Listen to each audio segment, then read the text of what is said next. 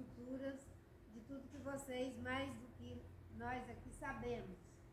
Mas desde que assumimos, fizemos um esforço muito grande para que tivéssemos a convocação dos concursados que estavam na reserva. Depois a gente fez o concurso extraordinário, né, do IBAMA, e agora o concurso do ICMBio, e isso é para ajudar a fortalecer o quadro.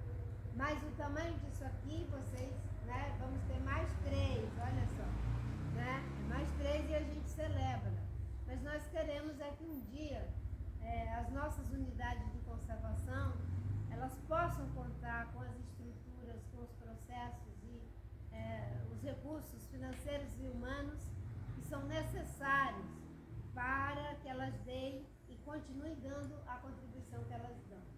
Tanto para a preservação da nossa biodiversidade, dos recursos hídricos, dos serviços ecossistêmicos, das comunidades tradicionais que precisam e devem ser protegidas nas modalidades ou nas parcerias como previsto pela lei, também na geração de emprego, de renda, que as pessoas veem as unidades de conservação gerando emprego, só aquilo que é o direto, né?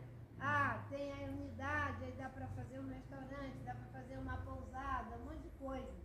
Mas as unidades de conservação, elas já são em si mesmas um grande investimento e um grande lucro. É que as pessoas não percebem isso, porque sem elas, muitos problemas hídricos seriam agravados para os processos produtivos.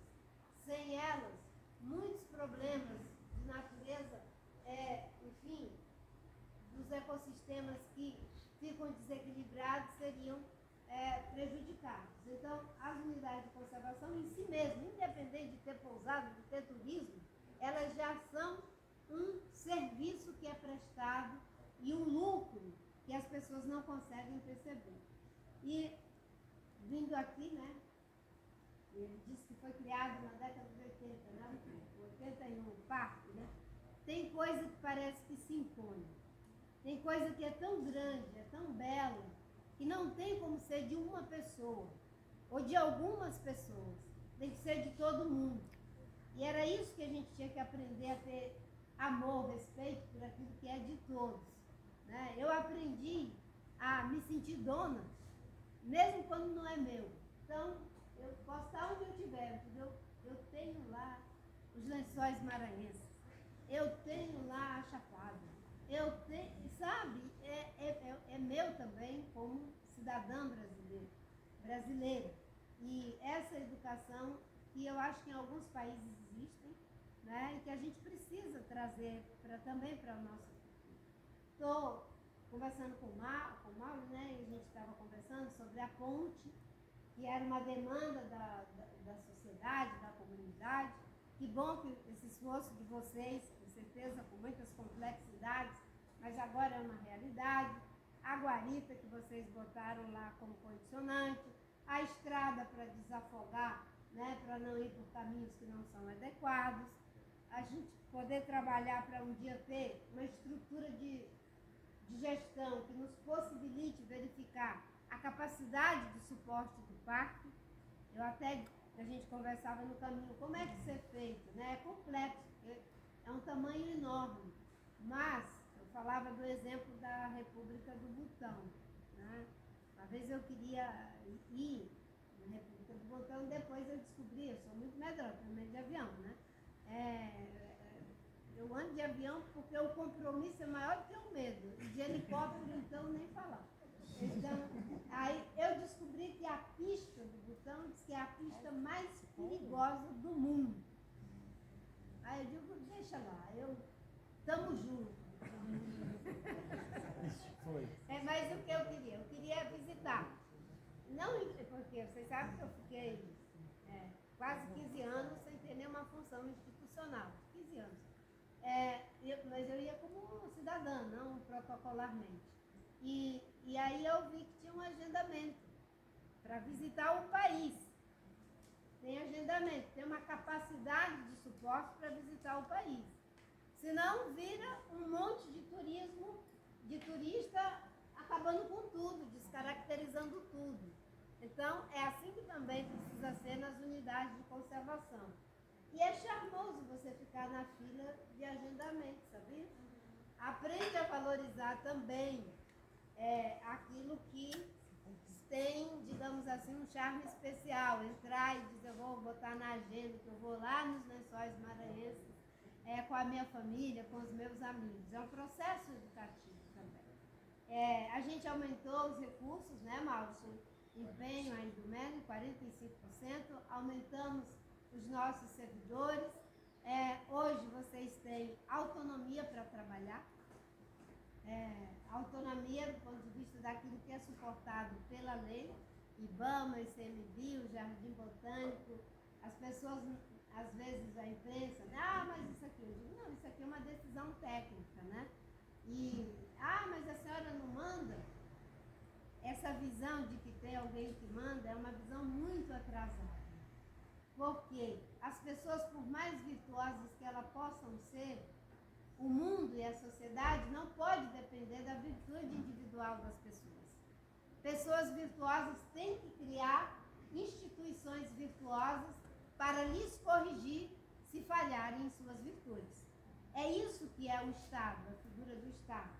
Então, o IBAMA, o ICMBio tem um respaldo técnico e nós não somos técnicos alienados, também dialogamos com a sociedade, com a política, não somos alienados, né?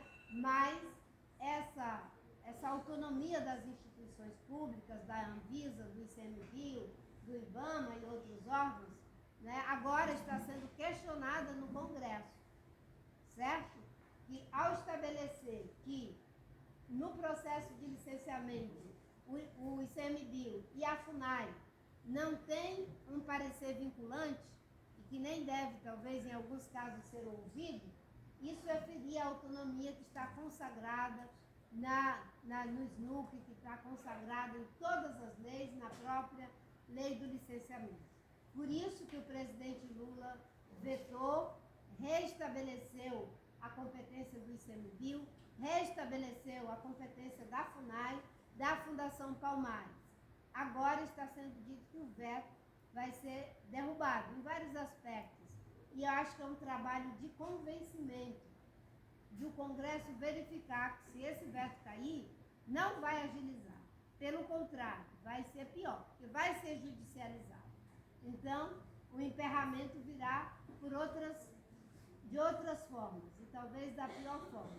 Então, eu só quero agradecer, parabenizar pela terceira vez como ministra do Meio Ambiente. Quando eu entrei pela primeira vez, eu tinha 45 anos. Eu fico vendo as minhas fotografias e digo, oh meu Deus. Quando eu cheguei do interior, inocente por besta. Mas, fico olhando para as fotos. Mas eu posso dizer para vocês que a carcaça mudou, mas o entusiasmo aqui dentro é o mesmo, com certeza. E eu sou muito grata a Deus, ao povo brasileiro, que salvou a democracia. Eu ouvi alguém dizendo assim, a gente teve que se enterrar dentro do casco, né?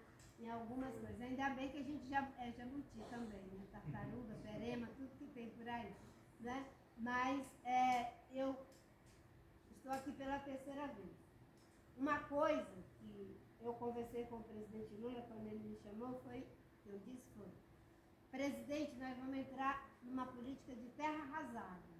E eu preciso compor a equipe com autonomia, com as pessoas que sabem do caquear. Acho que o Ministério do Meio Ambiente é o único que tem 92% dos cargos de confiança que são de carreira. Talvez não exista isso em lugar nenhum. 92% dos cargos de confiança são servidores de carreira, né? E isso foi um entendimento do próprio presidente para que a gente não tivesse, porque às vezes a pessoa é muito boa, eu não sou contra de vir uma pessoa de fora. Não podemos ter esse preconceito, senão a gente cria uma eugenia. A gente precisa ser atravessado também. Eu sou uma pessoa de fora, certo? Né? Mas um dia pode ter um ministro que seja de carreira também, olha lá. né? A Isabela era de carreira, a ministra Isabela era uma servidora de carreira. Então, mas esse atravessamento, de a gente trazer a experiência de fora e de dentro, né? Quando eu digo de carreira, não necessariamente do IBAMA do ICMBio, mas do serviço público, né? É importante. Mas só que, se você tem pouco tempo para trabalhar, é bom você começar com quem já sabe. Porque às vezes o companheiro é muito bom, é muito tudo, mas vai ter que aprender, vai ter que... Meu Deus do céu, não tem tempo, é só 4 anos, certo? Então, é melhor que seja assim. E eu trago aqui o abraço do Capobianco, que queria estar muito aqui também, né? Com todos vocês, secretário executivo, foi o primeiro presidente, que é biólogo, nosso companheiro aí, né, Maurinho? Mas é muito bom porque eu descanso. Eu sei que no ICMBio eu tenho vocês e o Mauro. Eu descanso porque eu sei que no Jardim Botânico eu tenho o Sérgio Béssima e a equipe que está lá. Eu descanso porque, em que pese todas as dificuldades e a pressão que o IBAMA sofre, eu sei que tem o Agostinho e a equipe que está lá. Todos os diretores são diretores de carreira. Eu acho que no ICMBio a mesma coisa. Gente, e aqui a gente tem a superintendente aqui do Maranhão. Do Maranhão, nossa companheira, né? E isso não é um processo que seja fácil, que seja entendido, né, pelas lideranças políticas, porque, né, as pessoas... Mas existe uma coisa que é aprender a valorizar que o servidor que é de carreira, ele também é do deputado, ele também é do senador, ele também é do governador, do presidente da República. Se ele faz um bom trabalho, é bom para todo mundo, certo? E é dessa forma que é essa gestão. E eu só quero agradecer. Hoje a gente vai estar celebrando, né, o parque como um patrimônio da humanidade. E esse patrimônio da humanidade é algo impressionante. Quando eu voava, teve uma hora que eu me confundi, né? Será que isso são lençóis ou as nuvens se cristalizaram na terra? Porque parecia nuvem, né?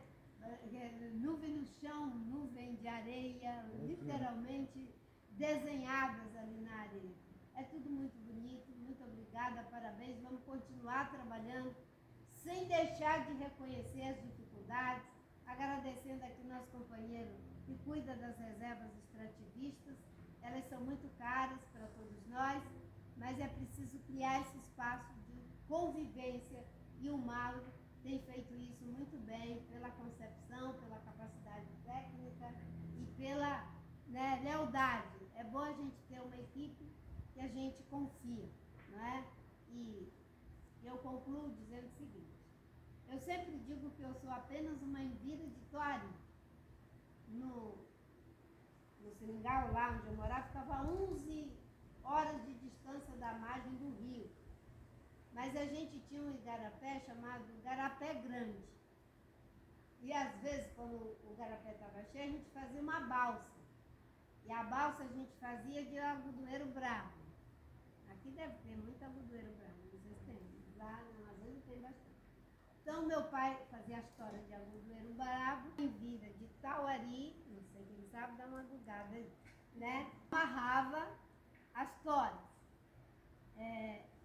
E a envira de Tauari, ela é engraçada, que quando ela está na água, ela não apodrece de jeito nenhum. Pode ficar lá o tempo que ficar, parece que ela está verde o tempo todo. Termina a jornada e deixa a balsa na água, ela resseca e parte, né? Rápido. E eu digo que eu sou apenas uma envira de Tauari, que se sente o tempo todo regada por todos vocês que constituem a gestão ambiental federal do nosso país.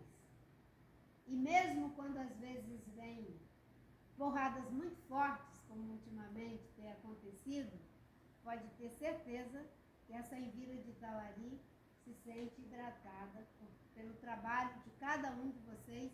Isso me dá muita força, muita coragem para que a gente possa fazer esse bom combate. Muito obrigada. Deus.